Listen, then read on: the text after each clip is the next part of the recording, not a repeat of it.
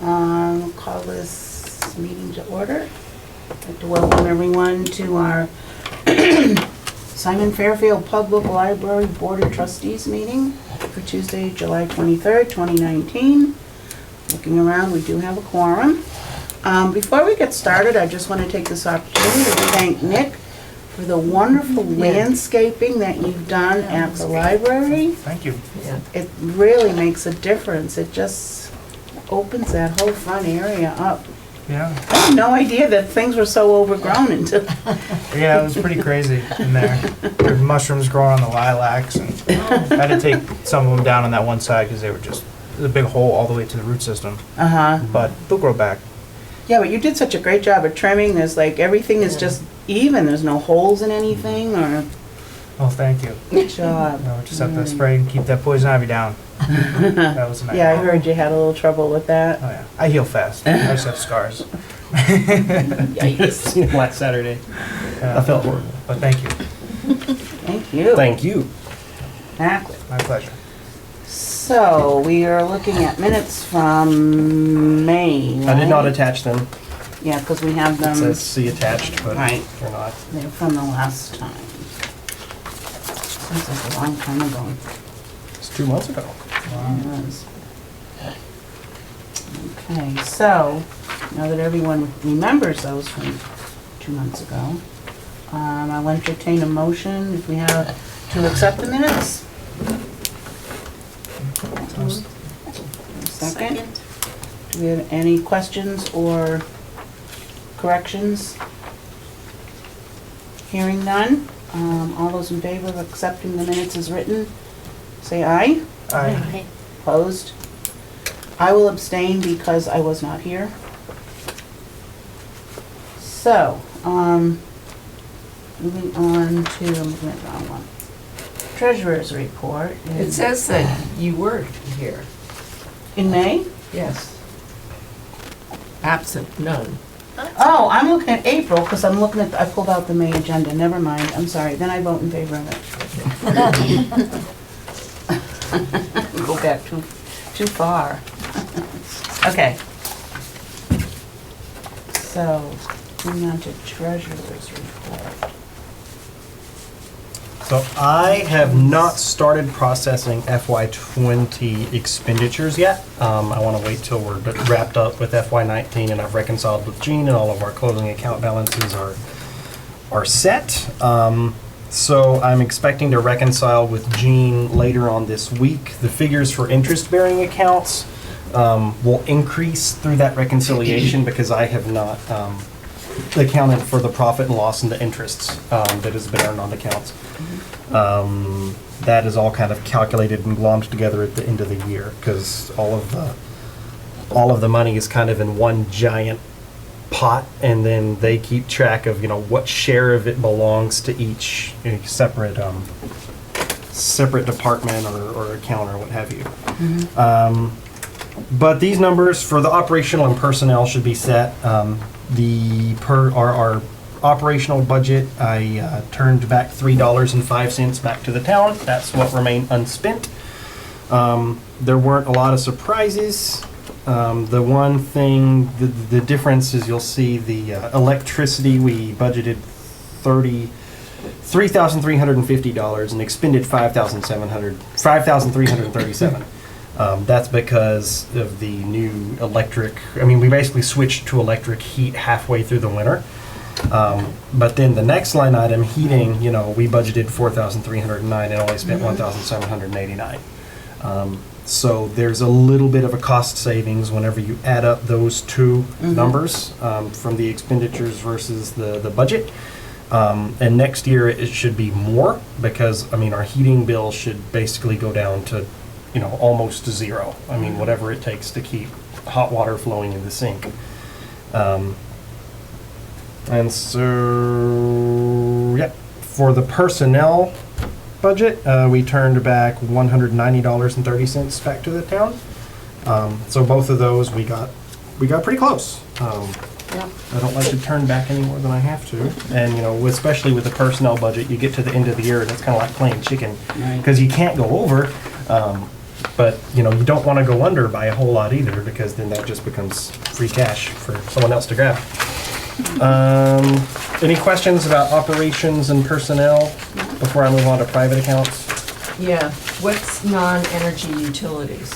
Non-energy utilities is the fire alarm. I think, no, that's other property expenses. Non-energy utilities is water and sewer.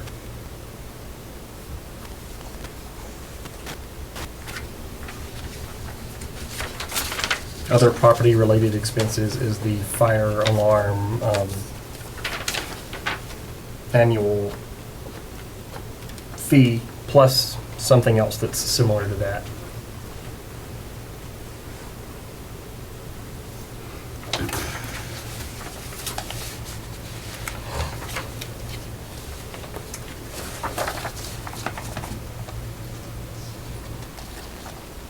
So moving on through the private accounts, building donations, we began the year with $17,739. We took in $50 in donations and spent $2,426 for a final balance of $15,363. The things we spent money on this year were the outdoor handrail installation. We had to replace the broken window in the mezzanine, the little round one that fell out. And then throughout the year, we had, multiple times we had to replace ballasts, fix lights, and then through the process of that, every time, a fluorescent ballast goes out, we replace it with an LED, so that we don't have to worry about it anymore. The building's donations with interest. This is money that has all so far been donated by the Chess Bros. Thanks, Ellie. $801.01 was in the account when we started the year. 900 more was donated by Ellie and Evan for a final balance of $1,701. Interest will be calculated by the end of the week. Library grants. We began the year with $12,482. We took in $11,162 and spent $11,615. So for our final balance is $12,029.68. We had to spend some of this was an augmentation of our operational budget because of the fiasco with the 2701 capital line item that was transferred back at Fall Town meeting. So we were basically running low on operational money towards the end of the year, and we used this to augment. One of the things I had to use to augment was paying our first $240 annual assessment for our Eagle Star annual monitoring service for our security systems and alarms. $1,391 went for replacement equipment like the Wi-Fi router, the new people counters to projector mount the screen, and cabling for all that stuff. $8,113 was spent on circulating materials, $641 on office supplies, $440 for Deb Hudgens' music movement storytime programs, and $798.71 for various other just miscellaneous supplies, yoga mats, foam tiles, barcode labels, craft supplies, and other such things. Moan historical books. We began the year with 2,492, took in 2,500. Spent $1,963, all on historical books, as it is earmarked for.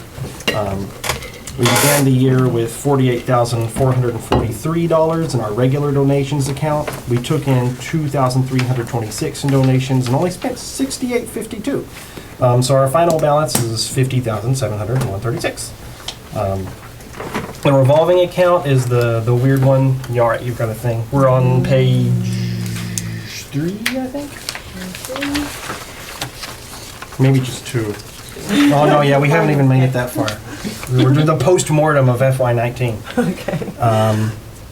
The revolving account, we began the year with $2,593. We took in $1,474. Spent $2,450 for a final balance of $1,617. As far as the Richard Douglas funds go, the $10,000 trust remains untouched, as it always will. The expendable account began at $2,762. $201.69 was added from interest earned on the principal. We spent $166 on educational books for kids. Final interest has yet to be calculated.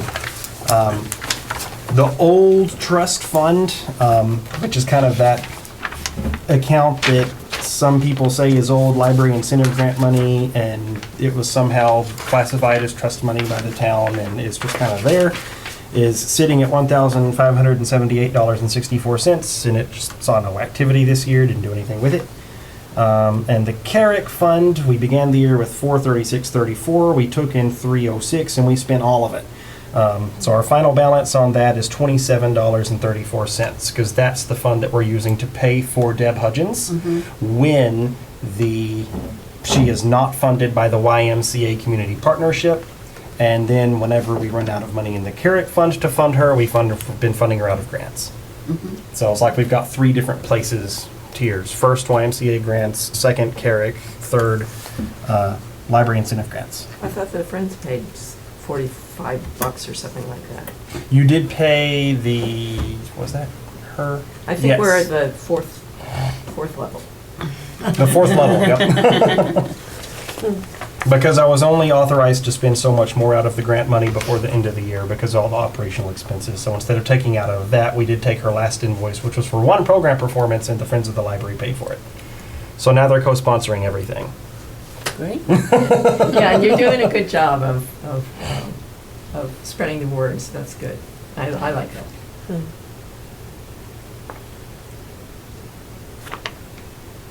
Okay. Are we okay with the treasurer's report?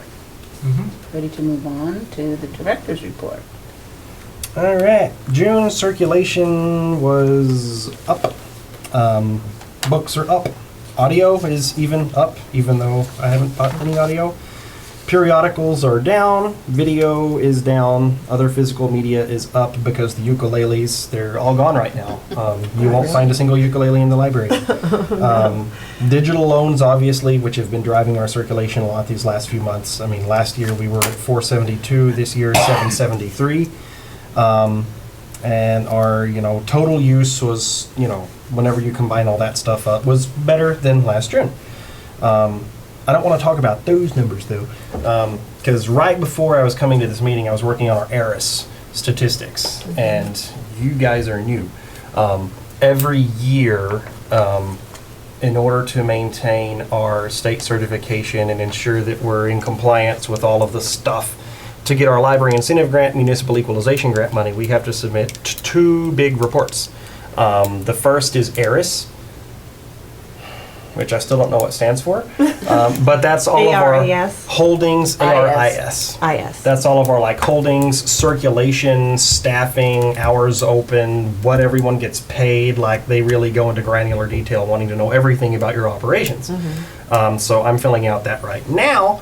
And our direct circulation to Douglas patrons in FY19 was 40,671, which was an exciting number for me. The first year I started was in FY16, and we circulated 42,129. That was a record-setting year. That still remains our best year. The reason being that the year before that was only 38,000, because Anne was in the process of retiring, and she had left me 1/4 of the year's circulating budget to spend, and I had to spend it all right there. Yeah. So that gave FY16 really nice circulation numbers, and since then it's sort of been trying to claw back to that. In FY17 we were 40,065. In FY18 we were 36,694, which really kind of made me depressed. So getting back up above the 40,000 range is good. And our total circulations, whenever you count what we circulate from our collection to anybody, not just Douglas taxpayers, it was 50,060, which was up from last year's 46,583. So Circ is doing good. Whenever we look at the whole year, sometimes I do month-to-month comparisons in the Circ reports. That I bring to these meetings just to kind of get a snapshot as to what's happening. But as far as the whole year goes, Circ is up by a lot. Have you noticed certain months that, I guess that could be talked about later. Months that we get lots of circulation, Yeah. That'd be summer interesting months, to look June, July, August. So more reading in the summer than in the winter? You kind of get a spring rush, and then you get a summer rush, and then in the winter is dead. December is the worst. That's weird. I feel like everyone would be inside reading books. No, they're Cold. shopping for Christmas. Yeah, I It's know, the I would've holidays, thought it was everyone's like busy, no one wants to Yeah. go to the library because there's less daytime. A And most of good the way to look at holidays it, happen there too. Wow. instead of the circulation numbers, is like the number of the amount of art collection that's in the library, because at any given point, you want, around 10% of your it's 10% of your stuff not to be home. You want it to be out, in other people's homes. And then in the winter, sometimes we have as little as 2% of the collection circulating. In the summer, we'll have as much as 15%. Wow. Which Huge difference. makes the shelves like accordion out. So, yeah, it's like all the chickens coming into the roost at the same time. Yeah. Yeah, That's good to know. And that's a good time to weed, because you Yeah. have to, yeah. to keep making room for stuff. Awesome. Our door count for April was 4,045. We hosted 13 programs with a total attendance of 97. Our summer reading program has kicked off, and it's off to a strong start. Our story time attendance is dismally down. Deb is having a hard time with like the story times and with the book clubs. The book clubs aren't meeting throughout the summer, but it's like as people are growing up and matriculating out of our programs, there's not a lot coming in. And talking with other directors, this is becoming like a trend, Really? And- There's less kids? Is that the trend? Is that the problem? Well, no, there's actually more kids. Like Douglas Okay. demographically keeps having more and more kids Yeah. in comparison to the adult population, but they're all so overscheduled with extracurriculars and school things. I mean, Yeah, that's the- true. the niche that the library fills by having, story times and things. I mean, it's an outlet for parents. It's a way for parents to bring their kids and sort of have some respite from taking care of their kids all the time. But, parenting has changed a lot in the last 10 years. I mean, you can't just, send your kids out in the woods and sit inside smoking Newports with your buddies anymore. You've got to have all their day Yeah, scheduled. you You at least you have have to sit playtime, swim outside time, to story smoke time. You've got all this stuff going on. And the primary demographic right now for children's programming is like underserved, underprivileged minority populations who don't have access to, really anything else. Yeah. And Douglas just doesn't have that. We don't have a lot of that demographic. Right. We catch what we do have. But, like if you look at like Yeah. median and per capita incomes in Douglas, it's a pretty affluent community, and parents Yeah. already have their kids scheduled doing all sorts of other stuff. Yeah, paid. I'm just curious because I know in a couple of the libraries that I go to that story times are full, Mm-hmm. to overflowing sometimes. And I think we talked about this one time. Is there a way to monitor, again, how would you do it? Are there Douglas families with young children who are taking them to other libraries for story times or that type of thing? Or is it just that the Douglas families are choosing not to, for whatever reason, whether it's scheduling or whatever, to bring their children to our library? And maybe it's just anecdotal. I don't know. Maybe it's just talking to some of them, like, will you be at story time and why not? Like, maybe it's not like a formal survey. So do you At least still a do starting point. signups, or have you waived all of that? Deb still does signups for the story times. I'd get rid of it. Just, oh. I thought, yeah. I've tried to kind of nudge her in that direction, getting I'm her to sign up, finding but she more wants to know places- how many kids she's going to have so she can populate it with the right amount of craft materials and snacks and this and that and the other. Yeah. I can understand that, I totally can. But I can also understand parents who, at the last minute, say, oh, I wish I signed up for that story time, we could go today, but they don't go because they didn't sign up. I think the signups are a barrier to our patron population, and I think also like the consistency of it, because we have seasonal things. Deb will do it for, like a summer story time, then take a break, and then a fall story time, and then take a break. And, you've like it's got to be every week or every month. There has to be like a consistency to it in order for parents to work it into the routine, because so many things are, Yeah. everything is, like scheduled, bang, bang, bang, bang. Right. Even with my two kids, there's not a day that we don't have 2 scheduled activities. Yeah. And so if something's not consistent enough to work into that schedule, you know, or we just don't do it. Is sign up mandatory for the summer, for the readings? Yeah, couldn't you make it It's- like not mandatory, so you've got 75%? We always kind of tell people, you know, if you can come, you know, come. You know, we don't turn people away. Yeah. But she asks for sign-ups on all the stuff that Yeah. we send out. All right, so no one gets turned away. Could she try it for a couple of months without signups? Can we suggest to you that you ask her to do it? Okay. At least Can as do. a trial, on a trial basis? Are they able, they're able to register online, right? No, there isn't an online registration for our story times. Yeah, I think that's a barrier too. So, But yeah, no sign-ups at all. It would be preferable. Yeah. Give it a try.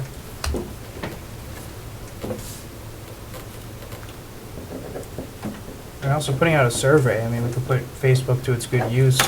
You know, if there's certain things we want to know, we can easily make some surveys. Every time I've relied on survey results from Facebook, it has bitten me in the butt so hard. Comments and stuff. Like, I did a poll, you know, asking people, what magazines would you like me to subscribe to 2 years ago? Yeah, weird. And so, like, I got the Cigar smoking or magazines that people asked for. No, I got rid of that. But, you know, like, there was, like, art magazines, guitar magazines, photography magazines, so I subscribed to them, you know, and then they didn't circulate. Yeah. People ask for specific kinds of programs, and they don't come to them. Right. And that was like, you know, whenever we were doing the survey for the strategic plan, that was like one of the things that people said the most is like, you know, we don't feel like there's any programming at the library. And like, I don't know how much more we can beat this horse. Right. It's there. We've put it in Right. newspapers. It's on Facebook. I've like go personally inviting people. Yeah, Um, it's on your sign. But you know, Tuesday nights is Boy Scouts. Boy Scouts meet on Tuesday nights. A lot of the kids are there. There's other book clubs, extracurriculars. I mean, even, you know, my pages. Select I have a hard pages. time getting my pages in the library on like a regular schedule because they'll have chorus, they'll have, you know, sports, they'll have this or that and the other. Robots clubs. That's a big thing now. There's just a lot going on, and it's hard for us to compete. Yeah. But the kids' programming attendance hasn't dropped, or has it? It has for the story times. It hasn't for the big things, Well, for and that the- was the what I next meant, part like, of the this little special. blurb was that, you know, we've Yeah. had more than 40 attendees for every single one of our Yeah. Wednesday morning things so far. But I mean, those are the things that we're paying. Well, that the Right. Cultural Council and the Friends of the Library are splitting the cost on. Though those are expensive things. I don't know. Maybe we should focus more on getting that kind of stuff in on more of a regular basis rather than just the summer and the summer story time. And you know, I don't know. Maybe parents think it's more educational than just going to story time. Of course, that begs the question, if we allocate funds towards consultative, you know, a consultative model of bringing programming in, then it would necessitate a staff restructure. Right. Right. You don't normally do anything during school vacations or at all? We tried the school vacation. That was whenever Oh, we you- paid yeah. $380 to have a Yeah. performer come out and had 2 kids. Yeah. right. But, you know, I don't know, did you send out flyers We through the did. school? We sent out flyers through the school. It was on Facebook. You know, we did everything we could, but Yeah, it's too bad. nobody came. You know, like just trying to go with the strengths of what we can do well. I mean, like right now, my head is kind of in content delivery. Kind of getting back to, okay, well, you know, libraries sort of have gone that way. We veered in a lot of different directions, and, you know, but, you know, the core service is still content delivery. Right. Getting stuff for people to read in their hands to read. And, you know, where my head at is right now is the more we allocate to that, the better. Because that's what people are using us for. Mm-hmm. But anyway, Okay. the other thing to report is June we were incredibly short-staffed because everyone had vacation time that they needed to burn through. So, and if you don't use it, it goes away. I've checked, and I'm gonna institute a a limit of 1 week of vacation time used in June in the future, and keep staff aware of how much time they have. Say, use Right. it now, use it before we get right to the end of the fiscal year, because it made it hard to focus on a lot of else. And that's a busy time for you because you're trying to wind up the books and things like that. So, yeah. Do you use a calendar or something like that? Do you have a staff calendar? So Justin wants to take vacation all of June. So everybody can see it. Yeah, and then Right. We and do. you limit how many people can Exactly. be gone at the same time. And also, if they are gonna be gone, they have to find their substitutes. You know? It's been good. We haven't. It's not that we had. There was a little bit of time where we had Gail and Deb both out, but they do really good job of saying, I'm doing here, I'm doing there. They don't overlap. But when Yeah. one of them goes on vacation, when they come back, it's time to like really, kick it into gear to catch up. And so between one of them being out and the other one being out and me being out for various things, like we were down one full-time staff for pretty much a whole month. So next year, only 1 month each in June. Get it done before. Now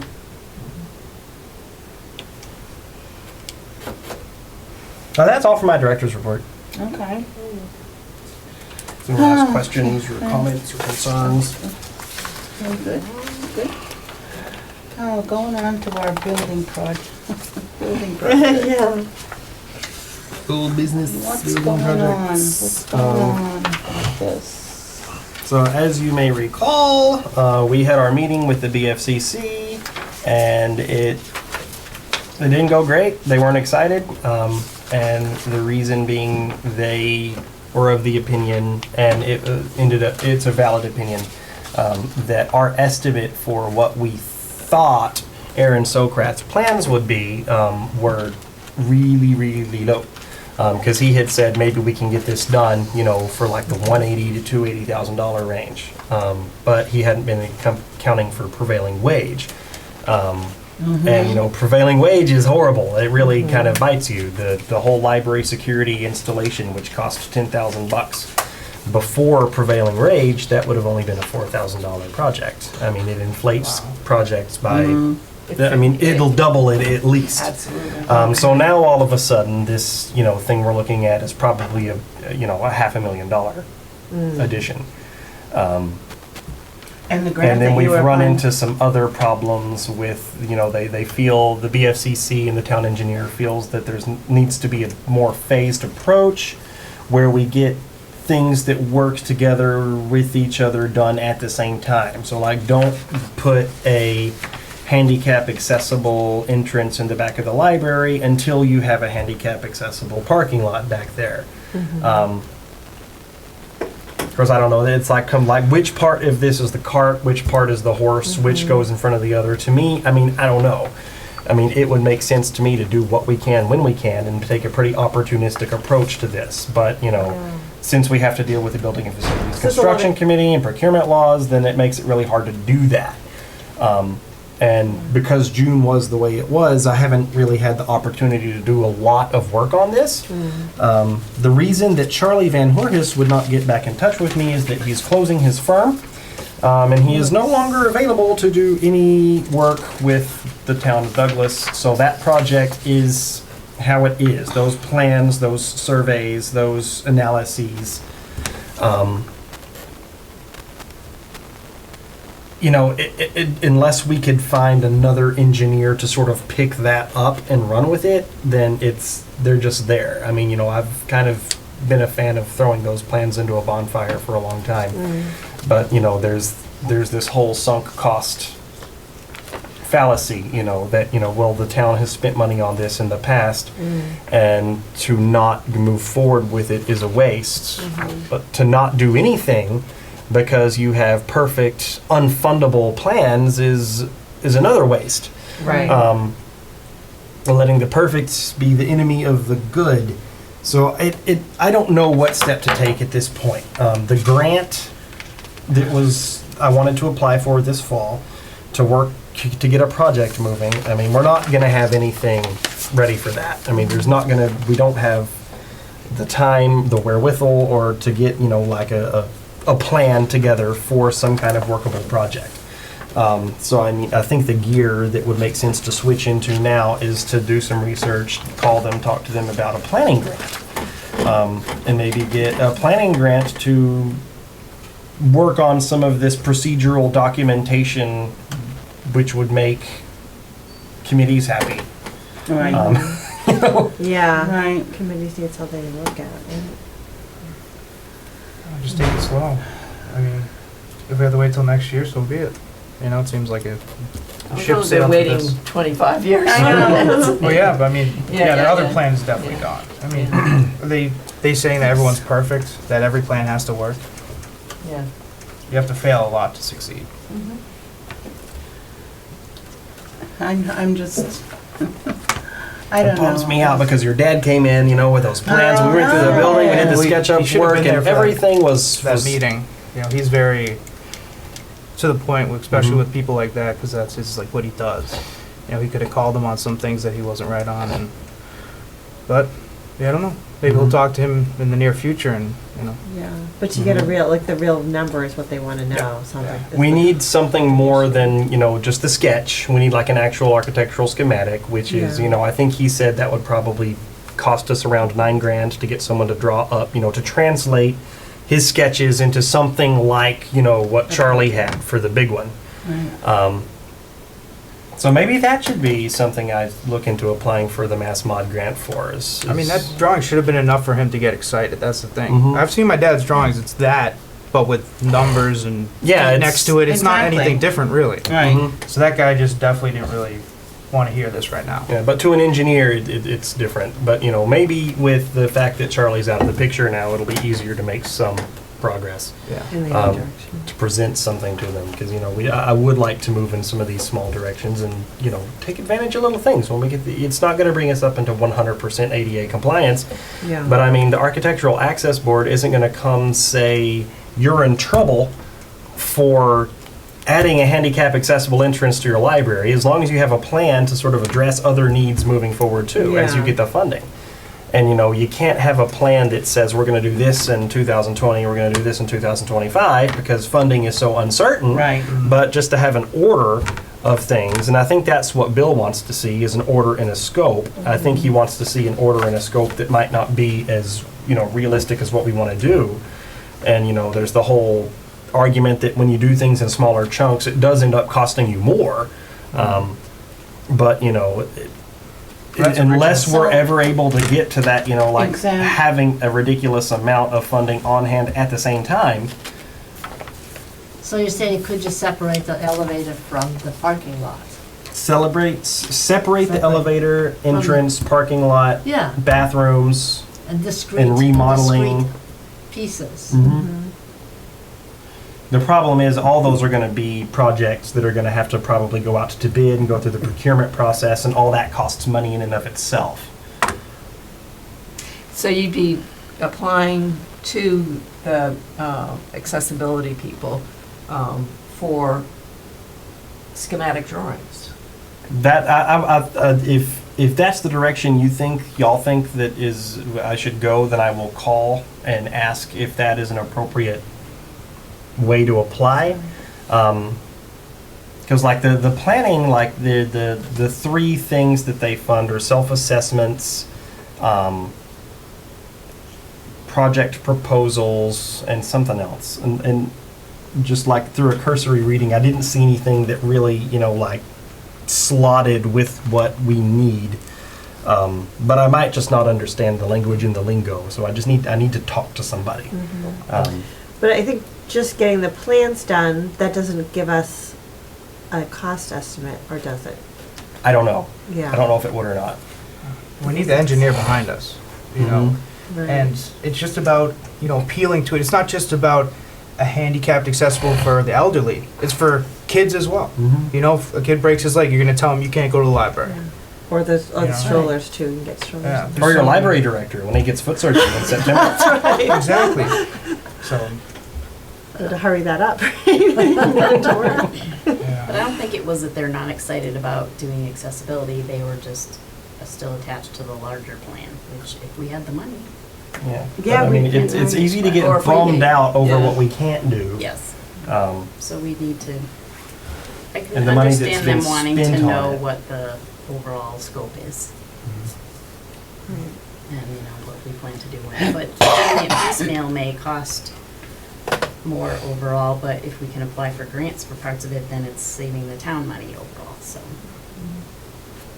Grants and donations. Does it hurt to go out for the grant for the drawings?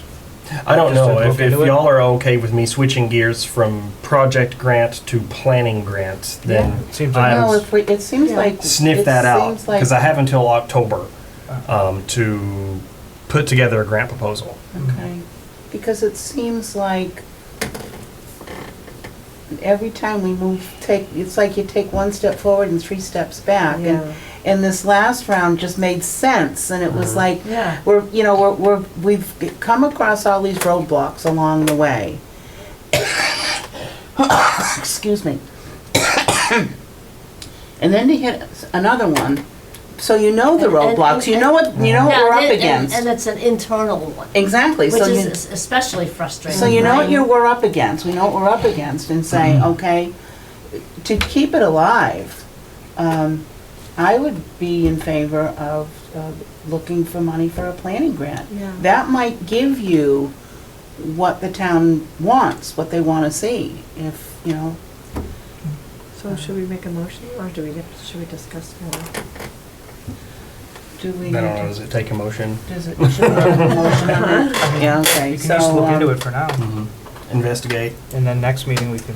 And ask them if they could add a cost estimate on it, if we get because the BFCC is gonna require a cost estimate. Right. Right. That's basically what I'll do. I'll Current.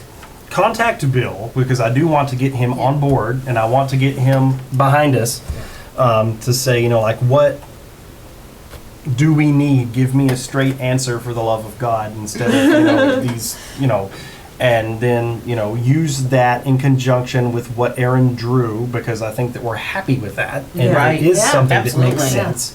And then contact the Massachusetts Office on Disability people and just ask, look, this is what we've got, this is what we need. Can I apply for a grant that will get us from here to there? Right. I think that you can do that, and do we need to take a vote on that to give them, to do that, It's not do that just do it. research, come back and say, then we would decide, to move forward. If, say you can, that would be great. If you can get, apply for some type of funding to, And we still have time to wait till the next meeting, so you don't need this until August, right? I mean, October. Yeah, but he's gone 5 weeks. Oh. So do we So, have I an mean- August meeting?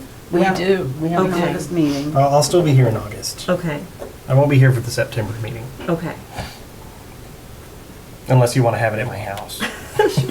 Your new house. My new house. That would be fun. Yeah. Is it accessible? Probably. Get people in. Okay, so I think that sounds like a next step. Shift gears to planning grant. Try to get something. See what we can, Get more documents to put in that long list of oh, I know. on that file. I started going through that, and I'm like, No. I don't think so. We'll save that. Crazy. All right, moving on to painting. It should happen within the next couple weeks, weather permitting. Okay. And that's the outside trim? Yep, that's the outside window, all the window stuff. We need to do something also about the doors. The front doors need some love. The finish is kind of coming off, that's getting weathered, peeling stuff. And the back door as well is sort of starting to decay on the bottom, so it needs some kind of coat on it as well. Y'all know any door guys, Did we door do finishers? We did the Yeah, front the doors, guy- yeah. Yeah. was maybe 5-6 years ago? Yeah, it was a while Oh, ago. yeah. But it's like naked now. There's no. I know, nothing on- whether it was just the weather, the sun and the weather. I don't and- know. But, if somebody in town has, naval varnish or something like that they could put on the door, that would be really nifty. And sometimes really adept painters would be able to do that with the doors attached, starting at, 1 o'clock on a Saturday on a good weekend, and then it would be dry by Monday. If we just paint the doors blue. No, those I are like nice the oak natural doors. wood. I like the natural wood. Yeah, but they really do need a varnish Yeah, on them. Yeah. I don't know if they And, need sanded first or power washed Or if it's before you peeling. apply something on it. Well, you It's just usually- faded, it's just kind of, No, it's like it's all gone. It's all, Yeah. it's naked, it really is. So it just It's, needs to be like heavily sanded and then restained. Yeah, I don't know. Because I mean, what I would be Really- tempted to do is just bring my power washer, power wash the doors, and then coat them with linseed oil. No. Well, no, No, you're you saying need some the kind of marine varnish varnish. is what you're talking Yeah. about, right? Like they put on masts of boats. Right. So that's exactly what you want.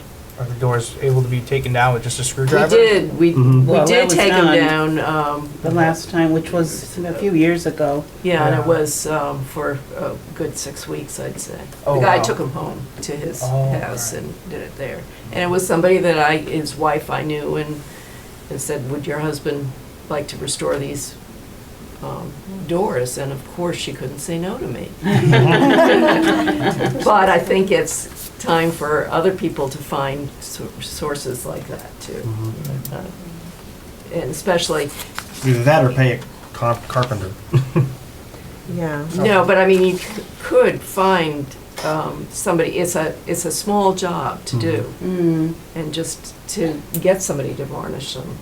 Maybe a handyman. I mean, the friends could pay for the paint, or the varnish, but, and paintbrushes.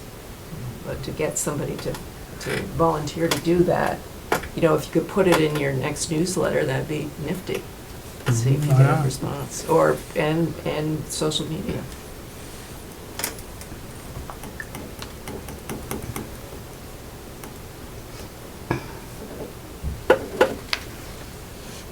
I mean, it could be a project done by some younger volunteers as well, other than the power sanding. What, like BVT? Yeah, like Maybe. some Village Tech might be looking for Well, a Yeah. short-term And thing. there's a National Technical Honor Society, they need to do volunteer hours, and if they're in the carpentry program. Oh, that'd be easy. not Where is that, carpet- at BVT too? Yeah, so anyone in the 13 towns from like Douglas to, Grafton? I'm trying to think, yeah, Upton. it's Blackstone? Milford, and it's all within those The towns. wait list is horrible though for those projects. All the BVT stuff. Well, this is a little I've- different, because this is the Yeah, what's it Honor called? Society students. Mhm. But they have National Honor Society, which probably everyone's familiar with, but this National Mhm. Technical Honor Society, so they need to do something in their field. So if you've got someone in painting and construction, that'll be perfect for them. I can reach out to the, I don't know what they do during the summer, but I can reach out to the coordinators to see if anyone in painting and construction is in the NTHS. Yeah, we need lots of painting. Okay. So they would just put a call out to the students who And are juniors and plasterwork. seniors. I don't know about plaster Well, work, the but. doors are one thing at a time. And then just have them contact you, Justin, directly if they need the hours, and, they'll just have them get in touch with you. Any of them specializing in elevator construction? I've never heard of a shop with elevator construction.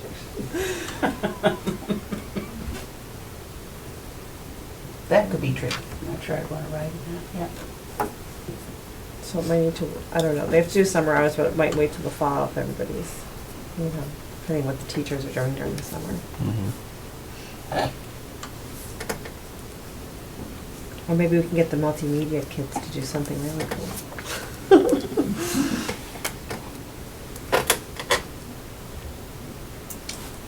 Okay, so any other old business?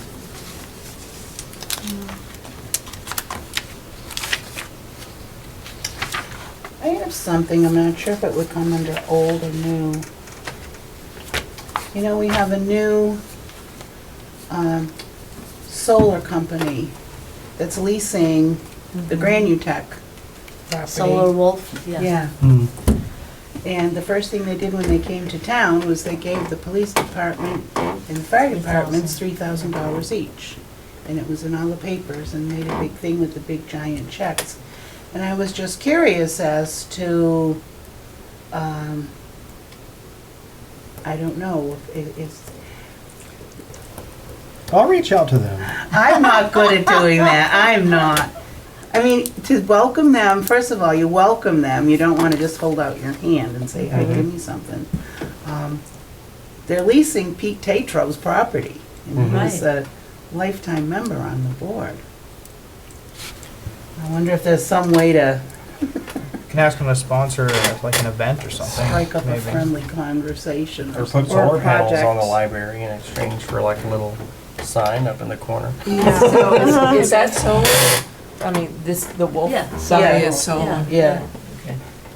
I'm just wondering, who's the guy that's proposing the marijuana grow facility, not down at the mill, but that land they talked about at town meeting and they rezoned it so it could, have, and that was for a humongous 1 million square foot marijuana grow Oh, out facility. on Wallam Lake Road? No, right near- no. No, this It's is on the east side of Yeah. town, off of Route 16. Yeah, so if you're heading down towards Uxbridge, it would be on the right.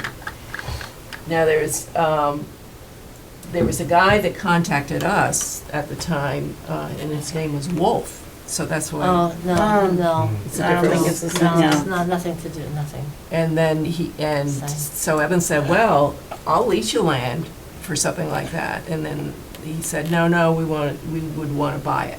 And then they wrote us another letter saying, oh, well, here's an opportunity to grow hemp there. Oh, neat. And, right. But then, as Evan read it more closely, it was, we'll do all the planning for you, like we have, and, but you have to pay for it all. Right, yeah. So Oh. that Yeah. didn't work. We have to put up the greenhouses and stuff like that. Right. Wow, So, but that's a different wolf guy. And yeah. Solar Wolf it's national, but certainly regional, and it's just the name of the company, Solar Wolf. Mm. I'm wondering what happened to Unibank too. I see in the paper that they've given $2,500 to various libraries, and they always used to give us You have $2,500 to every apply For year. the friends. Well, I Easier. applied for it, yeah, but it was, They gave you the no, friends. I didn't ask for 2,500. I was just asking for yoga money. 2,500 seems to be the going amount. I don't even know if we Well- always applied for it. They would always, No, you Every have to year. apply for it. You have to Wow. apply for it. Yeah, and I don't know. we ought to if- do that. Yeah, right. But I think you have to have a reason. Yeah, the Like a reason could be project. putting the money aside in an interest-bearing account for library construction stuff. How many years would $2,500? No, I think you do have some put away for that. Yeah, They might be in the building fund. I was just Right. checking if And, the interest accrued over time, how many years, would it be quicker that way or longer? Because I think, actually, Oktoberfest, when they had money, I don't know if they still have money, but they used to have grants every year, and some of that went into the building fund too. Okay. So, and the credit union would have. I was gonna mention the credit union.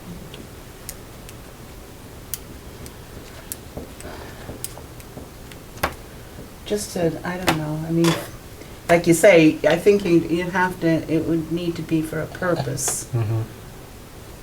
Yeah, you have to have a project whenever you ask for a grant. You can't just ask for, hey, can we have money? Yeah, but you did get some from Unibank a few years ago. Yeah, they paid for our book drop, I think. Okay. Okay. Or was it, yeah. Well, I was I thinking think it might so, have been book the bookcases and that Gloria's husband had put up. No, I think the friends paid for those. The friends, I believe, No, paid for the We paid for a materials. plaque. That was Y'all it. paid for a plaque? No, he had a lot of materials, and they were going to be moving, or they knew they were going to put their hats on the market, so Maria said, get rid of that stuff. No, we paid for the wood. I just don't remember what we paid for it out of. But I remember the Friends paying for a plaque. for thanking him for his work. So I don't know, just, I noticed that, I'm like, I'm not sure. We'll keep an ear out for some little projects that could be like a nice grant asking Yeah. project. I can always ask for Yeah. grants to augment our ebook collections. Why not? Well, they give it often for children's services and things. Maybe they would do it for the doors. Right, exactly, that's what I was just thinking, that if you can't find a volunteer to do it, or somebody from BVT, then, get it for a real person to do it, professional.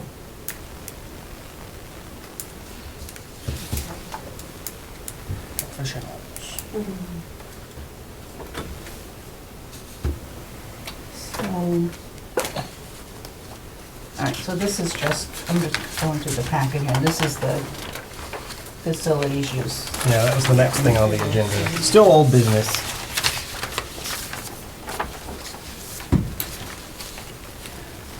So these are the drafts for the facilities use policies that I sent out 2 months ago. Ellie actually sent back some feedback and some questions. No one else has done anything, but I didn't change anything because the consensus was that I should wait until we're together to change stuff. So basically, the first page of this policy, has everyone read it? Yep. I thought I read it at home, yeah. So the facilities use policy is, it provides a framework for, guiding the use of our space. It also kind of serves as our, legal body armor, so that we can protect ourselves in the event that we have to put an end to untoward activity.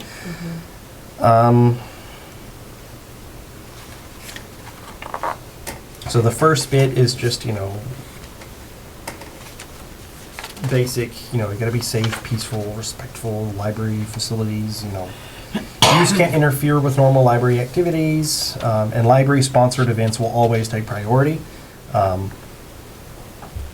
And then sort of delineate it into the 3 different areas that can be used. And the main floor, I've said, it's always just available on a first-come, first-served basis, except when it's in use for a scheduled library program, in which case we will make every reasonable accommodation to relocate you.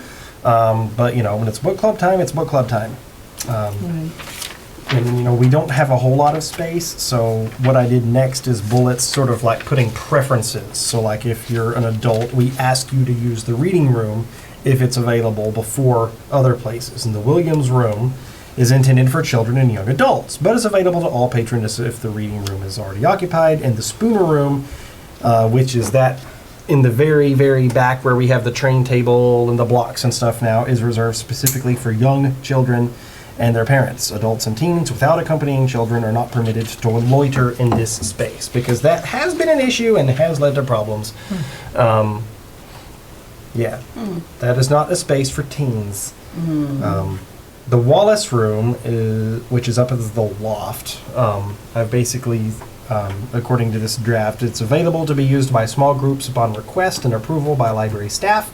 The person requesting use of the loft will have to fill out a Wallis Room application and will be held responsible for the orderly conduct of the group and for any loss of or damage to library property. And what I'm hoping this will do is give us the opportunity to open it up again to the kids who were using it before. But, the good kids who were using it before, not the ones who were destroying it. And so the Wallis Room application, which is on the next page, basically, anyone could come to the circulation desk, ask if they can use the room. If it's free, great. We just get your printed name, your address, purpose for which it's used. We'll keep this so that it has multiple dates and times of use, because usually, it's repeat customers up there who want to go. And then whoever is signing just acknowledges that they're accepting responsibility for the orderly conduct of the group and for any loss of or damage to library property. And the group will maintain a safe, peaceful, and respectful environment, respectfully comply with library staff requests, and clean up after itself. And then if they don't, there will be a person we can say, all right, you've not held up your end of the deal here, so, you can't apply to use the Wallis Room anymore. You can't go. And so if you were to find any damage somewhere in between, say a week, you'd know who was. And we would used know it. who was up there. That was the Yeah. big problem before, is we'd have people go up and down and up and Yeah, down. and lose And then, track. you know, as soon as someone carves "kill yourself" on the wall, it's like, who did this? You know, we Yeah. don't know. You know, I can ask around and talk to kids and find out who did it, but, you know, I don't know, and I don't have any documentation. So this would kind of, because, you know, the room is nice. It's a nice place to go hang out. We have some, you know, tutors who would probably like to use the space. We have, you know, for the last, I don't know how many months, I've just had that sign up that says, you know, it's closed to the public. And we tried to kind of like explore the option of turning it into like the homeschooly, techie place. That did not really take off. That kind of fell like a lead balloon. So, you know, just making it available for any kind of public use, as long as they fill out the form again, I think might get people going up the stairs again. Okay. and Betsy's using the using it space. for knitting too, right? Things And like Betsy that. uses it for knitting. Yeah. So across that stairway, you could just put a sign that says, like, sign up at the front desk. Yeah, sign up at the front desk, Yeah, you know, instead of use close. Wallis Room, something like we had before. And the Carrick Room is the downstairs room, which doubles as the main programming space. I've made more restrictive, because that is the space that Deb uses for all of her programming. That's the space where we don't really have staff eyes. And if someone were to like want to say book, you know, a big thing, you know, that's where it would need to be, because that's where's the space. So, you know, since it doubles as our main programming space, you know, it has to be used upon application to the director. See the Carrick Room application. It's not available if it is set up and configured for a library program. Applications for use of the Carrick Room must come to the director at least 2 weeks in advance. Other than what is noted on the application, library property in the Carrick Room is to remain untouched. It is not permitted to enter any other room in the basement except in order to go to and from the restroom. Use of the Carrick Room after operating hours is reserved solely for groups directly affiliated with the library or the town of Douglas at the discretion of the director. That pretty much gives us the opportunity to limit after-hours use to those groups that we trust. Organizations using the Carrick Room may be asked to either supply a certificate of insurance that meets the standards of the Town of Douglas insurance coverage policy, or obtain and submit an activities release form for each participant. And that was one of my questions. That is the thing that's in the big packet that you have to apply for if you're using municipal property. Basically, that's what we made everybody do before. And that's not attached. That's not attached. That's something that's on the town website. Basically, it's just like this thing, you know, it's just a form saying, you know, with all the legalese, we absolve the town of Douglas, you know, and all affiliated parties from any responsibility for damages. Basically, it's, you know, it's the legal document that says they can't sue us if somebody gets hurt. So rather than recreate that, I would rather just direct them to, you know, what's already been, you know, done up and done by the lawyers, and say, you know, either you supply your certificate of insurance or you just fill out the activities release form. That's just borrowed straight from town use policy. Okay, so you Because- should insert a phrase from the town website. Mm-hmm. You know, because it's not something that's in here that, or on the library's website or anything like that, that they'd find it, so. Town website, yeah, I'll put something in there to that effect. Okay, good. That's for A. B. The activities release form, I didn't see anywhere. And so he's explaining that it is from the town. Yeah, the technical name is the Property User Recreational and Volunteers Activities Release Form. Okay. Or put the address, the web address for it. Yeah, on the Yeah, because nobody's gonna- application yeah. should be, right? Yeah, and I'll put that on the application as well. Yeah. Direct. Of course, most of the time when someone applies, they just like are there, and we have it in print for them too. So it'll be available in print. But if, you know, once we put all this, if we decide to accept this, we'll put these applications online as PDFs, and we'll put that right there with it too, so that they don't have to pop to the town website, because we all know how we feel about that. If someone's having like a birthday party down there, is there gonna be like a little like $50 donation or something, or is this all just free? Because I'm sure we're gonna have to clean up after it, and someone's gotta vacuum, and Well, No, no, they they're have gonna to leave clean it in the same they're condition. gonna vacuum. But there's Well, not yeah. going to be a whole lot of opportunity for that to happen, because when we're open, the room's usually in use, or it's prepped for use. But we are, that was one of my That was one of questions. Valley's things. Since we are a public library, Mhm. should private parties even be allowed? Mhm. And I don't think so. It's like having a birthday party and not inviting the whole class, your Yeah. kids to it. That always used to bug me, you know, you think, oh, what's wrong with my kid? And I don't think, if it's a public library, it shouldn't have a private party in it. Mhm. I'm okay with that. I mean, to be honest, the more I agree. restrictive we are with these, the better, because we don't have a lot of space. Yeah. So, Right. So what would they be using it for then, if not for? Well, there's, and this, I think Justin's more comfortable with what he has, that is just for nonprofits, but I asked if he wanted to prioritize the user, so the library would come first. that I think is already covered in the general policy. Yeah, well, you say that in the first Yeah, paragraph. shall not interfere with normal library activities, and library-sponsored events will always take priority. Yeah. Yeah. And then in-town nonprofits would get the next priority, or could have the next priority. Out-of-town nonprofits could be the next priority. Then it's the people that you want to charge. Tutors, I wonder about. I know you have this whole tutoring thing, Mhm. but these people aren't using their own space logically, because you want them in a public place so that neither are compromised in being tutored or tutied. And another one would, and so I was thinking charge a small fee for a tutor, like $5. Why not? And then profit making in town, but just as it's a nonprofit, so it doesn't matter. But you Yeah. could have, for $25 in profit making out of town, you could have a bigger fee, like $50 or something like that.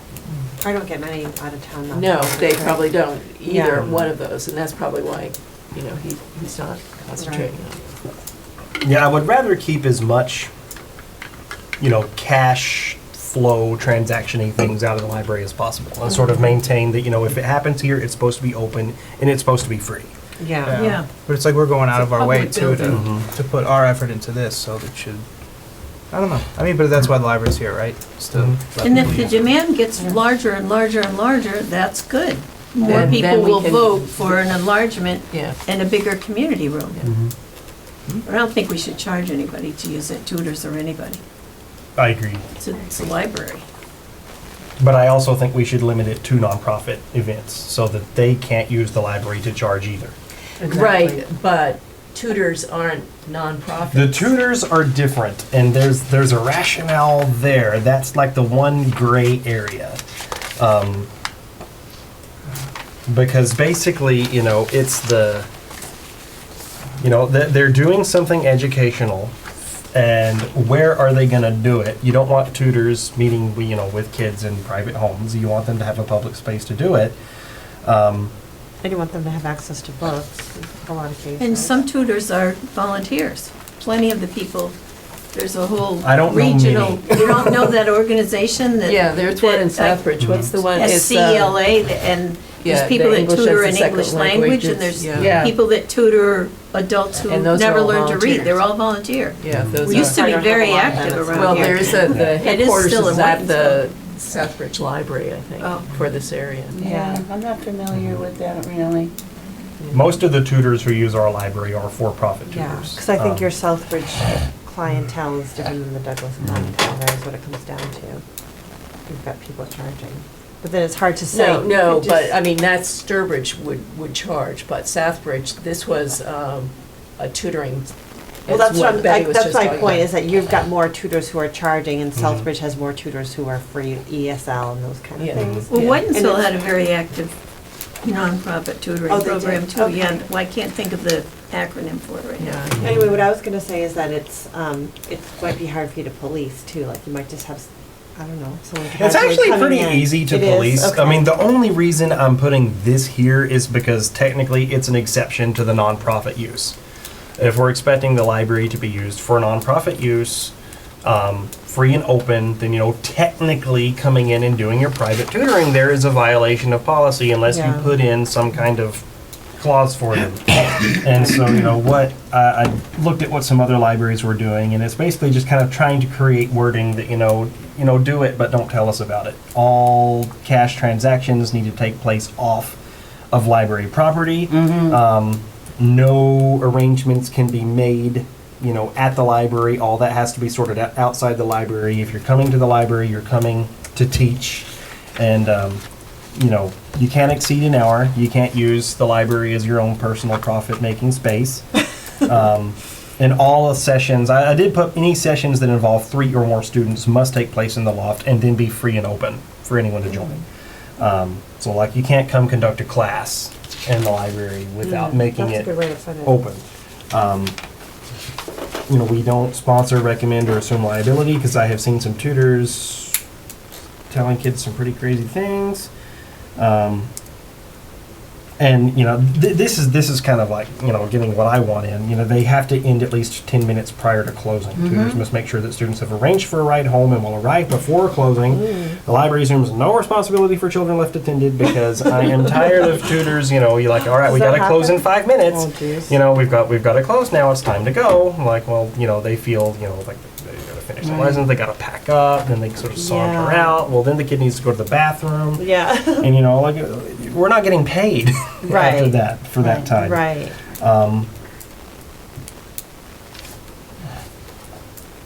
So that's the whole purpose of this weird little tutoring document. So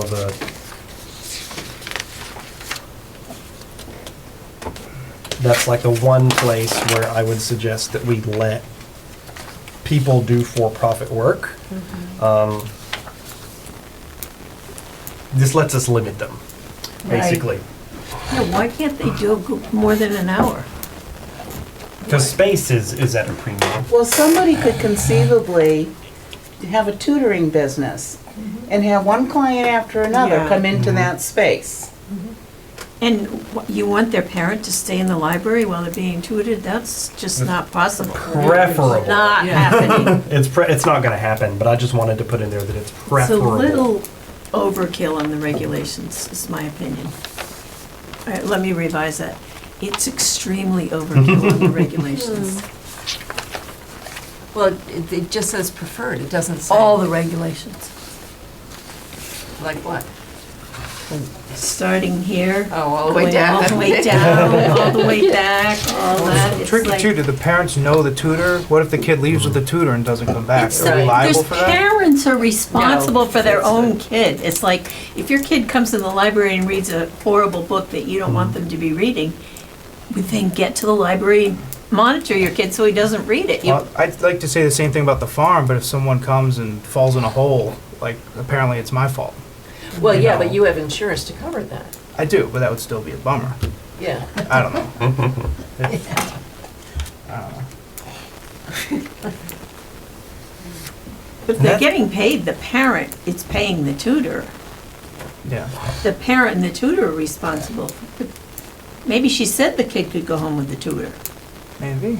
Well, could they? That's why we tutor that- accept no liability. We do Yeah, not accept that's- it's liability. not- Because maybe the tutor says, okay, it's 10 minutes to 8, I'm gonna leave now, goodbye, and you're gonna wait out That's on the front happened. steps for your Mhm. mom, Yeah. and mom doesn't come. By right, that child can be considered abandoned. We've had situations in places where I've worked with story times and things where the parent's supposed to stay with the child during the group, and I've had it a couple times where the parent disappears. That happened all the time in And it's Northborough. like, and the only reason that the police weren't called this one particular time was because that one of us knew who the mother was. But you're left Yeah. whole in the bag. But if this child is standing there, what do? You can walk away, you can lock the door and walk away and get in your car and drive off. Or do you leave an 8-year-old kid sitting Well, on I guess you got steps the of the police library? in extreme situations. It is, it is. So I can understand It's tricky, and I think, Justin, I think you've done a good job of, there's always gonna be something that you don't think of that's gonna pop up, but I think you've done a pretty good job of thinking of all the possible situations. And I think it's Well, good other to- libraries did, and I copied and pasted all the. That's fine. And I think it's good to say that it is preferred that the parent, guardian, or responsible, or be able to be contacted. I don't know, like you say, it's between the parent and the tutor as to how it's happening. Because some libraries will ask the parents to leave contact information for their kids who are being tutored, but if you do that, you open yourself up, then you are liable. Yeah.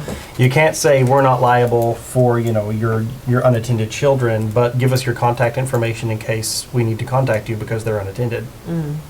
Okay, I see what you're saying. Well, any parent should give the tutor that information. Mm-hmm. They've got to have a little know-how. Mm-hmm. I mean, what parent is going to let the tutor be in the library with their kid without giving them a phone number? You'd be surprised. Well, then, But that's up to them. But that's This not puts- our problem. This puts this on them. That's their problem.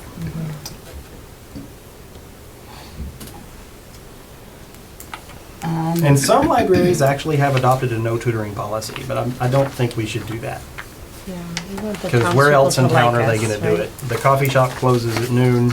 Yeah, they I will mean, look for our the pizza shop sidewalks. only has, one seat. You go to Gregory's, you got to pay. Anywhere else you go, you're going to have to pay to justify your presence. I mean, the library's Yeah. there, it's free. And now we have security, which we did use to catch little Really? miscreants. Really? The trio who threw their sunflower seed bags into the library has been brought to justice. Oh, Awesome. Justice prevails. You do a story. I didn't hear this story. I We should didn't put- can we put call like the a cops or anything like stockade that or stocks anything, whatever but you know, call like on just. the front But you know, one morning we went out to the book drop and That'd like be a whole everything other inside was policy. covered with sunflower seeds because like they had like chewed up their sunflower seeds and then they had thrown their bag of sunflower seeds into the book drop. So you know, I looked at the security footage. I found out who it was. We had a little talking to, and if they do it again, then they'll be in big trouble. Wow. Exciting stuff happens in town. I'm hoping to get the Budweiser gang one day. If they ever come to the library parking lot in the back again and start throwing their Budweiser cans out, that would make everyone Now happy. we can see them in the back. Because people post about them on Dynamic Douglas a lot. Really, I missed that. Surprising how much trash I found in the landscaping too. Like Yeah. 20, 30 bottles in there. Yeah, It's crazy. I know. Who You just, wouldn't. you But on never the see cleanup anyone days, just. you can clean up forever. There was, I was looking through because there was like a couple beer cans back, like, but they were crushed. And like going through the security's footage, like you could tell when it appeared, but like there was no it's almost like it was like stuck to somebody's foot and then they just stepped and then it wasn't there and then they moved their foot and it was there.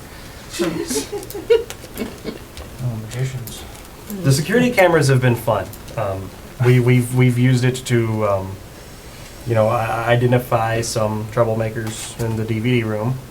They've been told they shouldn't take the DVDs off the shelf and toss them around anymore. We caught the sunflower seed people, becoming very well acquainted with the basement spider, who's decided to build his nest right in front of the, because it's motion detection. So like whenever you go through. And I went through a lot of footage early on because we were having trouble with the security alarm because we would leave, arm it, and then we would come back and it would not be armed. And it's like, what's going on? And so I talked to Ricky about it, who's the custodian. He comes in, I gave him his own code. He's like, well, it hasn't been armed when I've been coming in. So finally we figured out, that if you open the door and then punch in your code, it doesn't arm. You have to like punch in the code while the door is closed because if the door is open, Right. then so like we've been doing that all wrong. And meanwhile, there was a spider building a nest right in front of the security alarm thing. And in the back parking lot, there's birds. No, jeez. You've caught them on camera too? Yeah, it's good bird watching. As long as they're not littering. So, Anyway, sorry, that was completely off topic. right, You know. so to get back to our library facilities use policy. Are we entertaining a motion to accept this policy as written? So you have here, I know, one book group has refreshments, and, so, but they're no troublemakers, are they? No, they're great. Good. But if refreshments, you basically said they shouldn't be served, didn't you, or not? I think you How mentioned can you say that that. if you've got a coffee maker at the entrance? Right. If refreshments are served, should there be a fee for this? For serving refreshments? Yeah, a library I worked in had that. As you charged, if they were gonna have refreshments, you had to charge. Because it was gonna just make cleanup that much. They're supposed to clean it up. Yeah, they're supposed to clean it up. Okay, so that didn't matter. And then, also, I've had the experience of being asked to, monitor test taking. We do that quite a bit, actually, and it hasn't really been an issue for us. So how do you monitor it if you're supposed to be working? Well, we don't monitor it, but, you know, they'll come in with their computer, they'll have to have, like, someone to, like, sign in. Usually they just come in, they take their test at one of the tables, and we can see them out of the corner of our eye. They give us their bag, we keep it, just to make sure that they don't have whatever they're not supposed to have. And then as long as they stay where they're supposed to stay, then it So it's works. mostly kids taking it who are at the middle school or the high school kind of? It's students, or mostly middle school? online college courses, Oh. people who are enrolled in like online correspondence Okay. courses in college, and it happens a lot over the summer. Because a Okay. lot of the summer classes, I guess, are online, and so like there'll be a midterm for which somebody will have to sign to say that, you know, they didn't have access to a computer or what have you or whatever. And then they'll email the test to either me or Gail. Gail actually usually just handles all this on her own. Okay. She'll print it out, and then they come in, she signs in with the time, they take the test, she takes the test, and then faxes it in, and Okay. it's easy to do. Okay. If it involves more trouble than that, we'll just say no. So the test taker pays for those fees of printing out the exam and faxing it back. We can ask them to. We don't usually ask them to. But we could. Is that part of facilities use policy though, or is that just a sort of a standard library service? It wasn't at the library I worked at, we never monitored testing. No, but I mean, is it a, Because I felt more strongly that you should monitor a test taker, not just sort of give them a test and do this and that and, I don't. no, I'm not saying we shouldn't have a policy, I'm just wondering if that's part of the facilities use policy, that's all. If they're taking I a didn't write test. it in anywhere. I questioned it because it's using your facility for test taking and asking for library staff to be monitors. So- And I didn't I guess realize I I didn't realize that the library Yeah. already did that. It's not a service that we advertise or anything, but every now and then we'll just get a call or an email from a professor saying, you know, can our student use your facility to take this test? And so one of y'all, you know, basically just, you know, take their backpack away from them when they walk in the door and give them their stuff back when they leave. Probably gonna get more and more popular because more and more online classes are happening. I don't know. But can we get back to, If it becomes an issue, we can write it in too. what's on the floor, and that is the library facilities use policy. I asked this question because I felt it was part of this policy. It Okay. should or should not be in there, so that's Yeah, why I and that asked was it. what I'm I saying. wasn't And doing it don't- out of and the I don't- blue. Okay. I was questioning too, I don't know if the answer is yes or no, I'm just wondering too, should it be, should it not be? Maybe we should write in like a fee if things are not returned, or if because Out of we've the norm, something like out of the norm. yeah, because we have this whole thing like you're expected to return furniture, fixtures, and toys. We're not responsible for loss. Must comply. Can include nonprofit nature. Return furniture, fixtures, and toys to their original position and clean up after themselves. Maybe we should do like a bullet 7 or something down here and institute a fee if those are not. Anything outside of typical library use, is that what you're saying? No? Well, don't we always have to pay, everybody has to pay a fee for printing materials anyway? Mm-hmm. So why do we have to write a thing for them? Everybody pays the fee.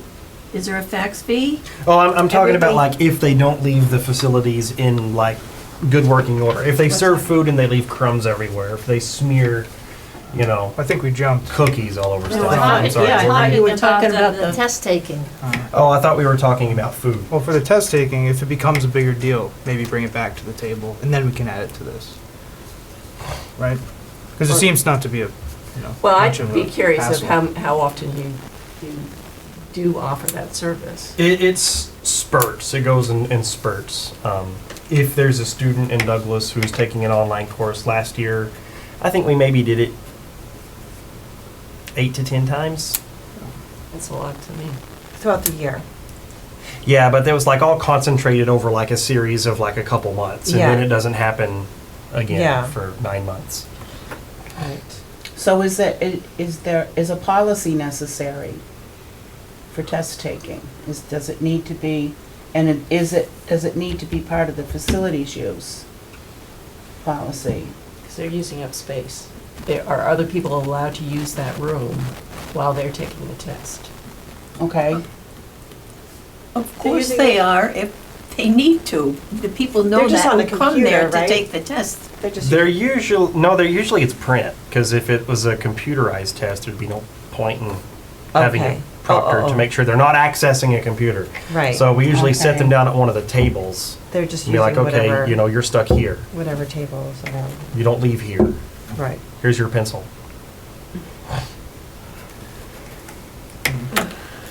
So explore test taking policies. Maybe I don't want to charge people for food, but Well, I I would be. bet, no, I don't think you have to. I but, think if they don't adhere to these things, that they Then can't you use can it do again, they're done. Yeah, just don't let them come in again. Or maybe then charge them. No. No, I No, don't think you no, no, have no. the Like, if Like if authority I have to charge vacuum them. after your event, you know, I'm going to come after you for $10. Yeah, I think it would either be a fee if they don't clean up, or a 3 strikes Well, and you're now out, we're or going 1 back strike to and what you're you out. had said, that you'd rather have, you don't wanna deal with fees Mhm. and money exchange. Okay, so So you're I just feel knocked that- out. No more using the I library. just feel that, yeah, you just can't use the library. Yeah. And I should write that in somewhere. So like That's what the right. consequence is going to be if you do Line not one. follow the Yeah. policies. So it's test taking policies, consequences. Well, no, the test taking one is also what Betty was saying, that I think they're charge separate. them for the. Charge them for the printing. Whatever And anybody the else has faxing. to pay, if I go in and I need an income tax form, do I have to pay for Yeah, my I charge charge? for copies. Yeah, we don't usually By make people faxing. pay for tax forms either. Oh, because they're We're supposed kind to, of play fast and loose with the yeah, rules but that's a little bit. government thing, they really want you, that Mhm. might be an exception. But say I want to Making copy copies. personal, Yeah, my personal term paper, Mhm. and it's 10 pages. I don't have to pay for Yes. each page? Well, so then you tell the person, what's it gonna cost them, $1? That's reasonable, whatever it Mhm. costs everybody else. right, I don't think you need a whole policy, it's already, somewhere it must say what you charge per page. I agree. And the faxing back too. And the Yeah, faxing whatever back. you So we charge, it for used to be faxes. $1. Yeah. Regular rates for copying and faxing Yeah, just apply. whatever they charge. Yeah, and that should make the town happy because you're generating income for them. Okay, so I will work those into the facilities use policy, send it out before the next meeting. Just when they call to make they call and say, can I come in and take the test? Then when they tell you they're gonna do it, say, well, it'll be 10 cents a page or something. Right. So they Whatever the know. normal rates are. Exactly. Also, provide directions to the activities release forms.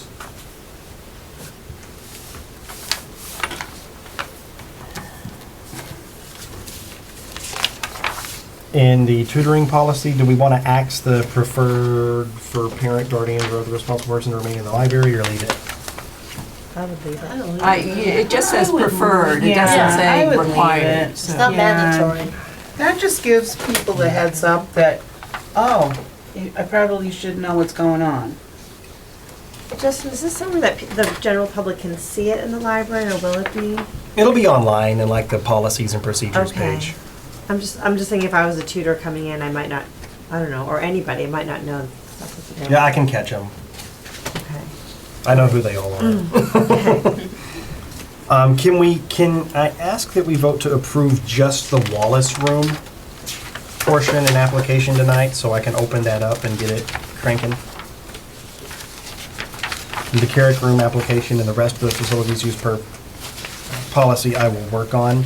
Um, Yeah, I'll make a motion to approve the Wallace Room section of the facilities Second use it. policy.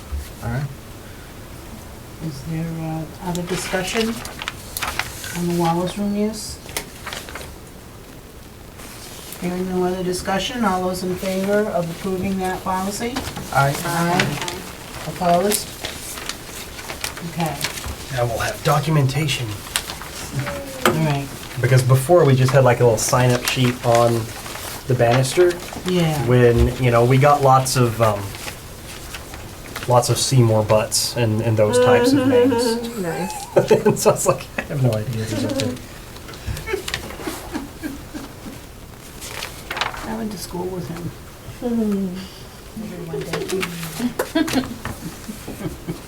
Next is Franz.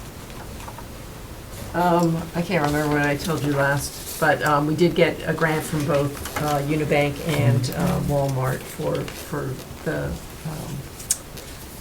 yoga classes. Do you still go to those? I have not been in a few weeks. Is it still Yeah, been attended?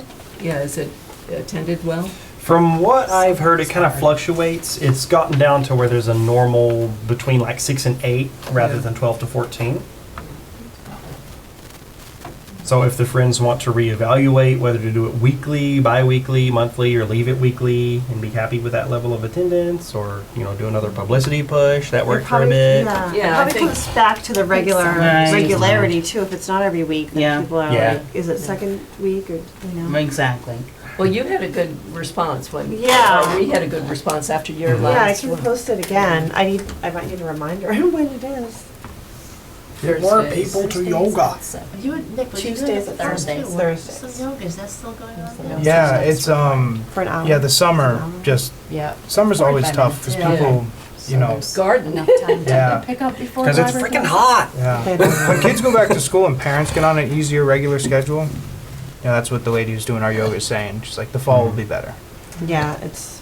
And the summer's just chaos. It is. Yeah. We have someone who wants to do barre classes now too. Yeah. Um, Is it not just called bar? Barre, Barry, B-A-R-R-E. Bar. Is it dancing or something? It's like a workout-y thing. Oh, cool. Question is when. Mm-hmm. And I've kind of delayed getting back to her because I don't know when. Well, yeah, but, I mean, would she be doing it, charging people coming in? She would not charge people coming in. So it'd be for free, hmm and she'd do it for free. She would probably charge us something commiserate to what we're charged for yoga. But I'm not sure she We wants don't to do it have on a enough money to regular do both of schedule. them. So maybe like a one-timer and see how it goes. Yeah. That's What kind of a bar does she need? Like a great big long metal That has nothing to ballet do with bar? the bar. That's just what it's It doesn't have called. to do with ballet at all? Mm-mm. Okay. It's B-A-R-R-E. If she wants us to pay for it, we have to see it and see how people like it first before we put any money Do a on it. trial. Ooh, that's what I Portable bar, yes. So a program proposal maybe first?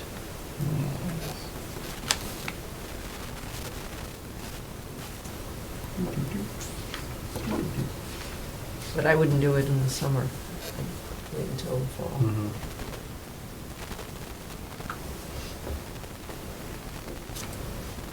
And the other thing with the Friends is Justin had put it in here, I think, somewhere, that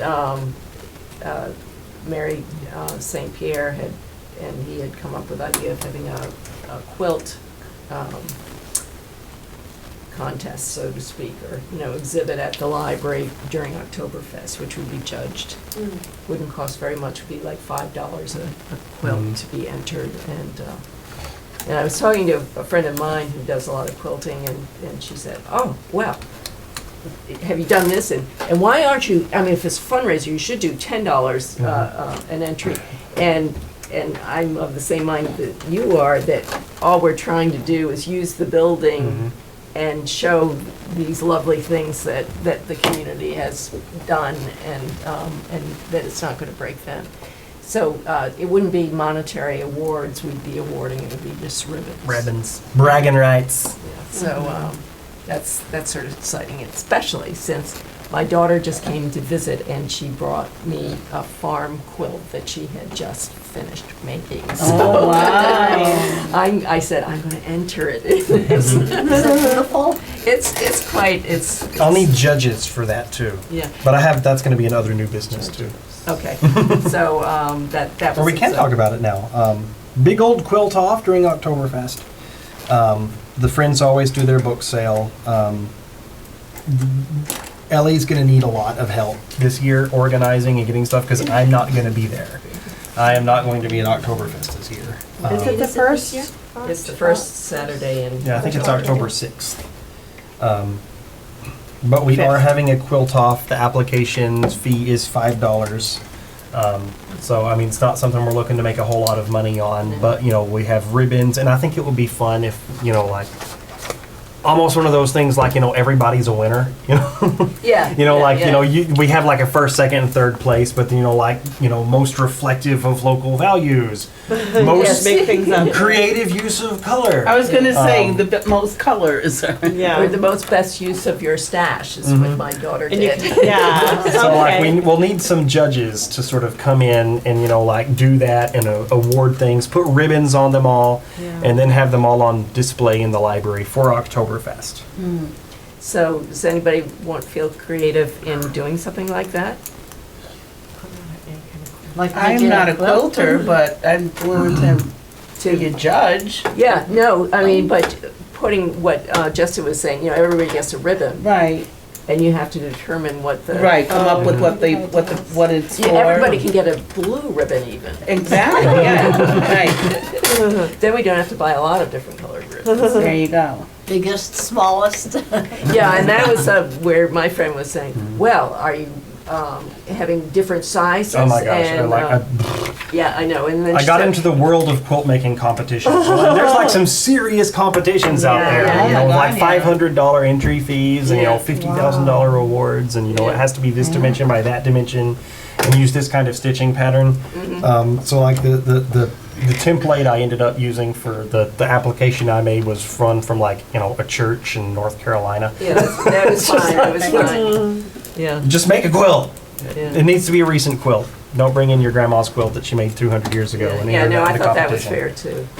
Especially if we want to kind of do it year after year. Maybe we do it next year, then, a new year of quilts. Yeah.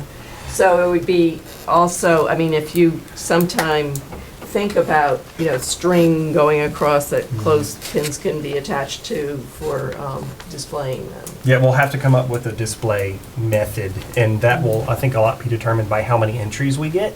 Because if we don't get a whole lot of entries, then it'll be easy to just kind of like, put one over the window here, put one over the window there, get them all. If we get a whole lot, then, we might need to like, ask around for, like stands, and, because I know people have those display things. We got the bookshelves, like the thousands of bookshelves. Yeah, but it's just, you have to draw a piece of clothesline across in front of it so you can hang them off of the clothesline.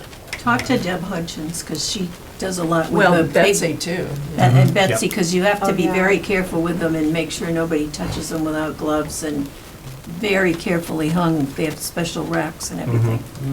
So Betsy and Deb would, Yep. they have one at the EVT every other year. Yeah, I'm definitely pumping Betsy for this. Okay, good. She's got to produce some quilts for me too, because she has all of her quilters. Yes, Okay. yeah, that would be great, Ready. that would be good. Okay, so I've kind of skipped around a little bit. Auto-renewal, it went live effective July 1st, and everyone seems to be happy with it. Because why wouldn't you be happy with Right. it? Yeah. We are working on trying to get the message reworded, because unfortunately the way it works is if the system, if your item is due and the system tries to auto-renew it, the email subject has to be the same. So like people get this weird email, it's like, we've attempted to auto-renew your items or something like that, and then you have to open up the email to see whether it succeeded or failed. So it's kind of robotic. We're going to try to, we're working on the executive committee to make the language a little more human, If it could be done like at 11:55 PM instead of at 9 in the morning, because I had this book, I said, I know it's due today, I'll plan to bring it back, and then I see my email that says, this has automatically been renewed, and, but I was bringing it back today, which I did anyway, but still, that was irritating. I'd much rather it be due at the end of the day instead of at the beginning of the day.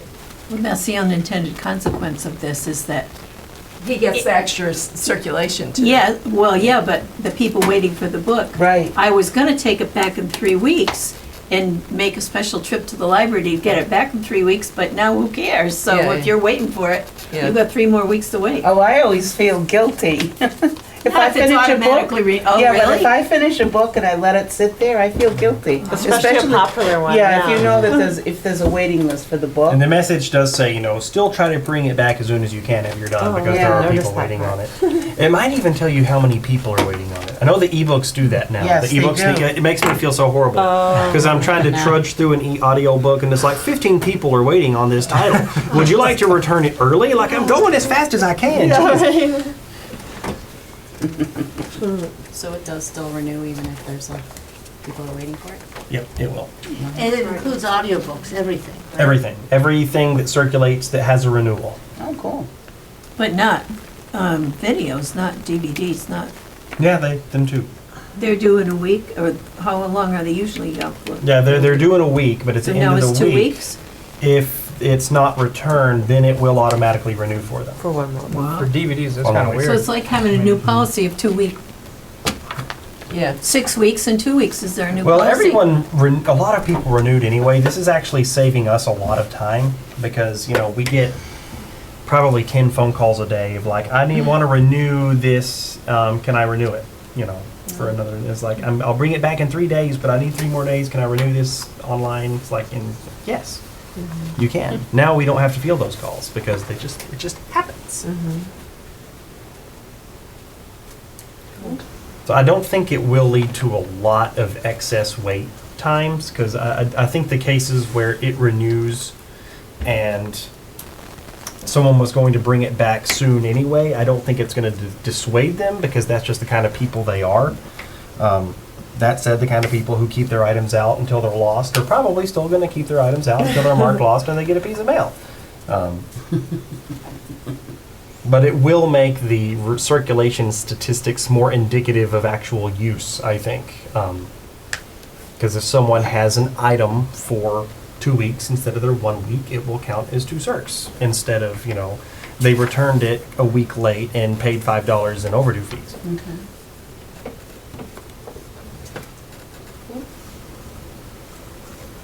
But I will ask somebody about the timing of it, because I know like right now it's based on when the system generates all of its notices, because the same time you get the notices like this is lost, this has been, this is going to be due soon.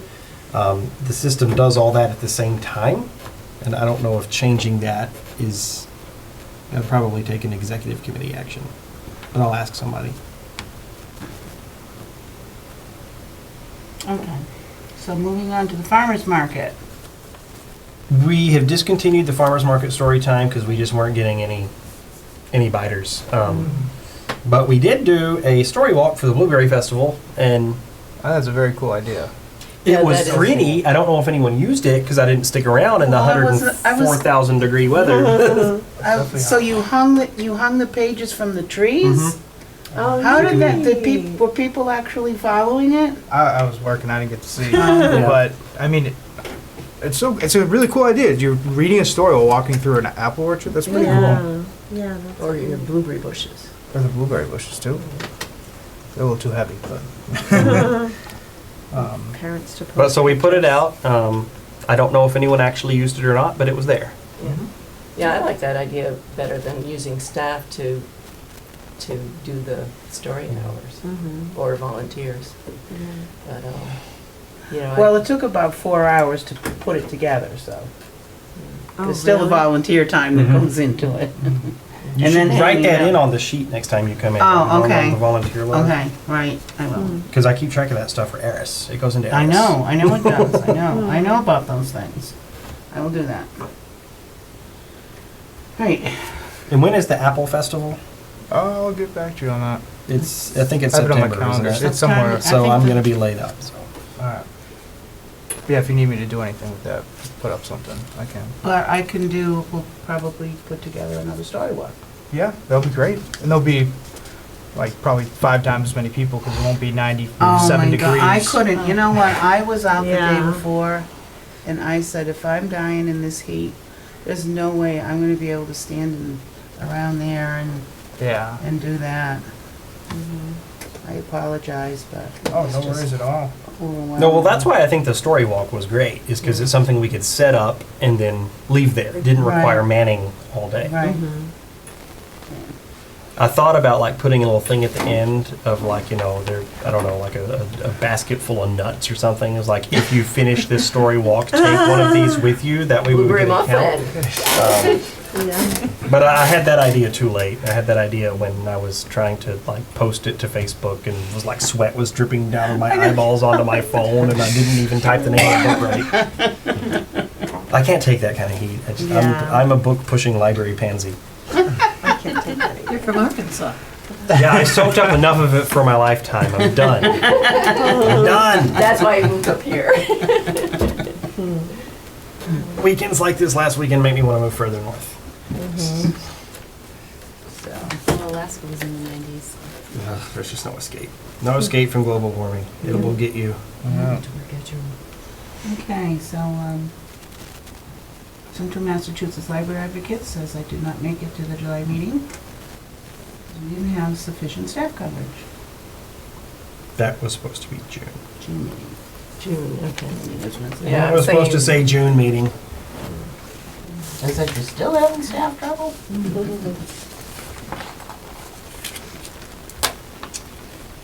Dynamic Douglas Day. So Dynamic Douglas Day is an interesting thing because early on I told them that we would be happy to do a booth, a library booth, like sort of for informational purposes, and it was theoretically going to be free, but now it's a $50 fee, and they won't waive it because that's what they're charging everyone, including nonprofits. So if we are going to have a booth at Dynamic Douglas Day, we have to pay $50. What would be the purpose of the booth? I mean, I- people know the library's here. It would literally just be kind of a, look, I'm here, you know. I think that There's Dynamic library Douglas Day though services. came out of all the agita, right? When the That's- override, so then the mhm. library was kind of central to that, so it would be goodwill to be Mhm. a part of it. But what would we do? Because yeah, it's spearheaded by the same people who spearheaded the Vote Yes campaign. And I thought it was going to be a one-off. I thought it was, you know, it was going to be a celebration that, you know, the community survived. Let's get back together. Yeah. It's become an annual thing. I was going to be in the dunk tanky thing, but because of my foot, I can't be in the dunk tank this year. And I felt better about being in the dunk tank and not having a library booth. But since I can't be in the dunk tank, you know, they want us to have a booth. You know, basically would have like handouts about library programs and. Or would you want to do a reading And thing like things. the farmers market, similar to the farmers, read to kids at whatever set times? I don't know, how long does that day go on? I don't know what the schedule is. Yeah, but like probably all day. Well, I have something else going later on that day, so I don't know how long I would be available to help. I'll make myself available for it if we're. I mean, I could probably Do do it. something in the morning for a little while if you wanted help with that. I don't know, again, I'd have to know the time. Mhm. It does seem But a if little you- odd since we're a town department, so Mhm. what would be the benefit to the Yeah. town? I mean, I guess if we're getting information. Would it be Well, like, they determine where they want to give whatever money they raise, too. I think it's going to veterans Right. this year. So it'd be like the So if the library Board of department Selectmen have a- donating to. I don't think that's, nonprofit. I don't think the town accountant would allow that sort of thing. And I know the Friends haven't, they've been met in April, so, you know, they didn't vote for anything like that, so. When is it? August? I think it's August. 17th, I think. 17th. Yeah, because it's the Saturday after I move. And what if it's pouring rain again, like it was last year?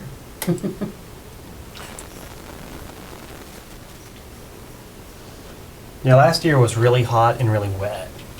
So I feel like I was the most comfortable person there because I was already in the dunk tank and that was nice Oh. cool water.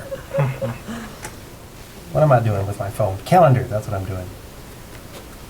I have the 17th, I just don't have the time. Yeah. So would there be other departments? that's what I'm saying. Is the senior center going there? Odd, doesn't it? Yeah. I mean, it's $50. It does seem odd that they would be charging Girl Scouts and Boy Scouts and soccer teams $50. I mean, it's a fundraiser. Well, they're charging most people $75. Okay. That's this is crazy. the Nonprofit rate. But we're not really in the. It would be interesting to see who else is gonna be there. Right. Maybe do we base it on that? Maybe who else is gonna have booths, especially the nonprofits? I don't know. Well, we don't meet before the next. I was gonna say, the Friends of the Library is the nonprofit. Right. Mhm. And the Friends did not do anything in April. They, Right. initially, Dynamic Douglas was coming to ask the Friends if they could use the 501c3. Right, I remember you saying Mhm. that. And then they backed out of it. They said, no, I guess there's something wrong, that you can't do it. You can't, you're not supposed to do that. Yeah, so, and we said it at our meeting, everybody seemed to be in agreement that, you Yeah. know, it shouldn't happen. Initially, when they asked me, I said, well, we'll bring it up at the annual meeting, Right. which is in April. But they said, oh, we'll give you $800 if you, Whoa. No, Ellie. so that's why they charged. Well, we didn't do it, Thank goodness. Because So- we're going down a slippery slope there. That's not really acceptable, I don't think. That's like saying to somebody, I'll give you $800 if you let me use your social security number. Right, yeah. It's the same exact thing. And that's how I can make money. Yeah, it's just weird because the library is kind of beyond even, nonprofits. It's literally just for the community. Mhm. Yeah, Right. So but all the let's- taxpayers are already paying for it too. right. So it'd be it'd like money double payment. from, Yeah, and I think that the town Yeah, that's accountant weird. might have some sort of unease about that sort of thing. Yeah. Why don't I poke and see if there's another way we can be involved without Yeah. paying $50, Yeah, just- without yeah. doing Yeah. a booth? Yeah. Sure. Or maybe just, try to push, like, well, I'll do it, but, you can't pay us for it. I mean, if, We used to attend the farmer's market at times, they didn't charge us. Mm-mm. No, they didn't.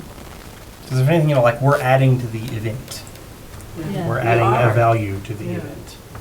And we're not making any money off Yeah, of they it. didn't charge us to go No. there. They charged some people, Yeah, other like people. farmers who were selling Yeah. maple syrup Yeah, had to but they pay. didn't charge And us. some of the booths will be, I'm guessing they will be selling product. Right. I'm sure. So Mhm. that makes sense, like a yard sale, they're making sense, but we're not gonna be getting any money in. We're trying to give stuff away. Right, right. Yeah. I don't want yeah, to sell if books. I do not want to want books No, up to that and the field. Friends don't either. It's fine if it's Ooh. on the library lawn, but You don't have to take them that far. Yes, it will be. it's hard enough to Just get not help too to far. bring those in and out anyway, so.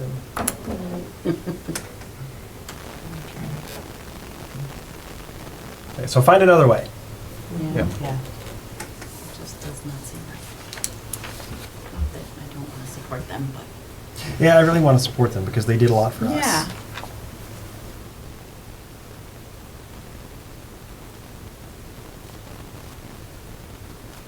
But we'll find a different way. Yeah. We already did Oktoberfest, so can Yeah. we skip that? Yep.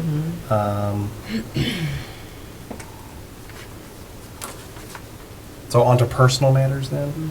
I have submitted my FMLA paperwork to take off for 5 weeks, starting September 5th for foot surgery. This coincides with Carrie's due date, so it'll kill 2 birds with 1 stone, and we're moving to Sutton on August 15th. So it's going to be really exciting because we move on we close on August 14th, we move on August 15th. Dynamic Douglas Day is August the 17th. Then we have like a week to get settled in before Carrie's due, and then I'm getting foot surgery. Unless the baby comes Um, early, then. Well, we're hoping the baby comes early. That's kind of what we're counting on. Carrie's run early with the other 2. Everything kind of needs to happen along a good schedule here. What is her due date? September 4th, I think. Well, you want it in September, Mm-hmm. because, but But we'll you go own the later, right, you homeschool should anyway, go so it doesn't later. really matter. Yep. So it's like it'd be nice to have a couple days between that. Worst case scenario, I'm getting my foot surgery while she is delivering. In the same Um, hospital? Second worst case scenario, they have to wheel me in there in a wheelchair for the delivery because Carrie says I'm not allowed to not be there. No matter what condition you're in. Do the surgery Okay, the same way. I've got all kinds of scenarios planned out. So in can't my we just head go back right to the now. 1960s where I can just be smoking a cigar outside the hospital and I'm going to work? But that's not the way it works anymore. Drinking nips. So yeah, Wow, that is exciting. it's I think that'll be a good time for the library. I can coordinate with Deb and Gail to make sure the library is covered. The administrative stuff, I can take care of a lot of it from home. I can have them bring me things to sign because I'll just be Oh, you're hopping close and by. I'll be close by. Oh, now. yeah, that's Happens to be all the right. way up in Worcester. And yeah, it was. I know this is stupid, and everyone's saying not to do it, but I have enough time to take 5 weeks, and I'll still have to apply to use the sick leave bank if I want to get paid for that 5 weeks. And Yeah. I don't know that goes through the personnel board anymore. Does it go through Matt now? Well, I told you to check with Betty Ann because she's the one that knows everything, but Yeah. Matt. would I have be- some paperwork, and I'll give it to somebody. Yeah, but Matt would know too, so. So then you're off, you're starting September 5th. Starting September 5th, Till I'm early not supposed to October. do anything. My doctor actually wants me to be off for 8 weeks, but I was like, no, it's not going to happen. So I can give you 5 weeks on my butt. Then I'll be sort of coming into the library with one of those knee scooters and a boot. So I'll find a way to get in. Oh, yeah, even yeah, there we handicap go. access. Oh, huh? jeez.